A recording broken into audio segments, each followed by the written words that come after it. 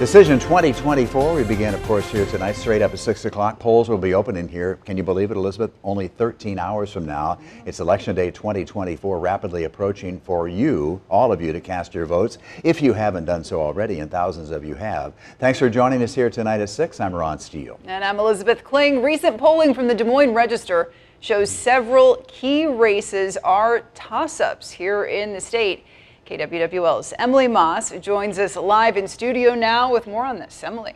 Ron and Elizabeth, all eyes are on two congressional districts races here in Iowa in particular. Right now, the seats are held by Republican incumbents Zach Nunn and Dr. Marionette Miller Meeks. But based on the latest Des Moines Register poll, that could change tomorrow night.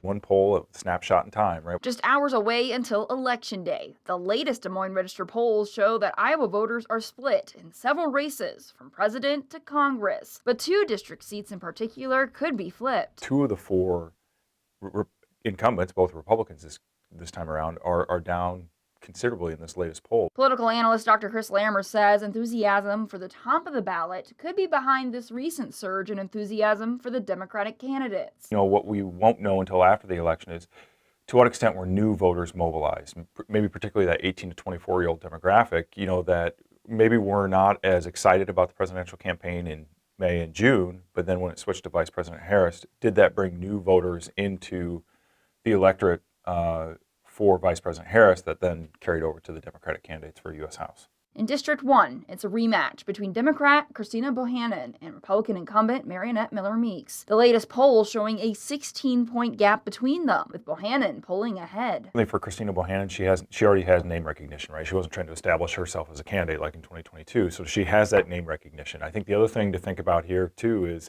it's a presidential election year, right? So turnout goes up in a presidential election year, which means it's a slightly different electorate. You have more voters. And in District 2, a 3-point lead by Republican incumbent Ashley Hinson over newcomer Sarah Corkery. She has a considerable financial advantage in terms of campaign money, widespread name recognition throughout the district. Where for Sarah Corkery, she had to work pretty hard to establish her name at first with the campaign, and then raising money. There's a considerable gap there. So if it's that close, that would be surprising. Now for the District 1 race in particular, it's a rematch. So Representative Miller Meeks won by around 20,000 votes back in 2022, but Johnson County voted overwhelmingly for Bohannon that year. So Dr. Chris Lammer says it's going to be interesting to see if other counties are going to move towards blue or purple with this new race, given the new polling. And just 2 years ago, or 4 years ago, it was 6 votes. Just six votes made that vote. When Rita Hart lost to Dr. Marionette Miller Meeks. So, okay, we have a lot of this stuff on our website right now, as always. Go on there and check it. It's available on KWWL.com.